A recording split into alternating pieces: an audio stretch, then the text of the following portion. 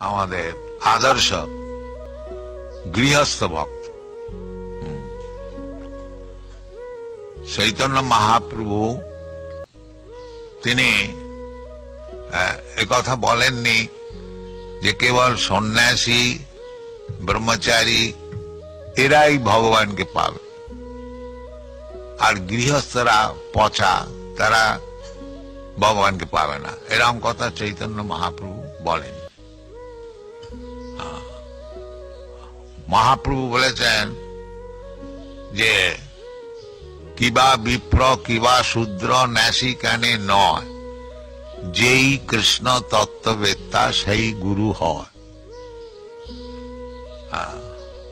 কিবা বিপ্র ব্রাহ্মণী হোক আর শূদ্রই হোক আর সন্ন্যাসী হোক আর গৃহী হোক, তাতে কিছু যায় আসে না। যেই কৃষ্ণ তত্ত্ববেত্তা, যে ব্যক্তি কৃষ্ণ তত্ত্ব জানে, কৃষ্ণ কি বস্তু, কৃষ্ণকে কি করে দেখতে হয়, কৃষ্ণকে কি করে জানতে হয়, এই সব কথা যিনি জানেন তিনি গুরু। তো সেই গুরু হচ্ছে ভক্তিবিনোদ ঠাকুর। তিনি গৃহস্থ ছিলেন, শুধু গৃহস্থ নন, বড় গভর্নমেন্ট অফিসার, ম্যাজিস্ট্রেট।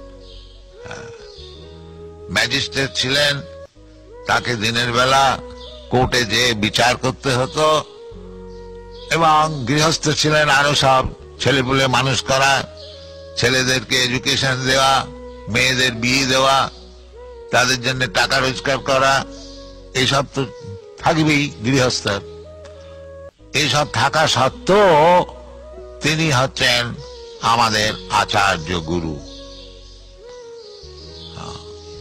তিনি এমন ভাবে কাজ করতেন যে ভগবানের সেবাটা সেইটাই মধ্যস্থ রেখেছিলেন। তিনি অফিস থেকে কোর্ট থেকে আসতেন, এসে মুখ হাত পা ধুয়ে যৎকিঞ্চিত যা খাবার খেয়ে নিতেন, নিয়ে 8টার সময় তিনি শুতে যেতেন, আর 4 ঘন্টা পরে রাত্রির 12টার সময় উঠে পড়তেন, উঠে বই লিখতেন। He used to go to bed at 8 o'clock and rise up at 12 o'clock, and he used to write books. So that was এইভাবে তিনি জীবনযাপন করতেন। যে আমাদের গৃহস্থের কাজ অনেক আছে, কিন্তু তিনি এমন ভাবে সেগুলি সব বিভাগ করে নিয়েছিলেন যে তার কৃষ্ণ ভজনে কোনো বাধা হতো না। তা আমাদেরও সেই রকম করতে হবে। যদি আমরা হরি ভজন করতে চাই, তা আমাদের গৃহস্থলী কাজকর্ম অনেক কিছু আছে, সেগুলো আমরা বাদ দিতেও পারবো না, কারণ এটাও অন্যায় যে ছেলেপুলে হয়েছে তাদের কিছু দেখবো না, তাদের কিছু করবো না। অবশ্য যদি অসম্ভব হয় সে আলাদা কথা, তাহলে এইসব কাজ করা উচিত।